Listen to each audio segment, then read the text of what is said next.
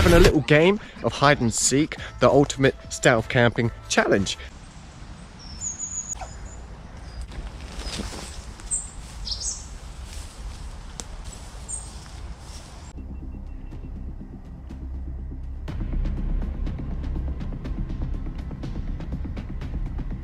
If it bleeds, we can kill it. I'm not stupid, I know where he's gonna camp. You do? Yeah. So our seekers are on the hunt right now. We're gonna head on inside the shelter and see if we can stay undetected. They're coming this way now. They've actually gone quite close so far. I think those are footsteps. I'm getting a feeling that he's around this area, but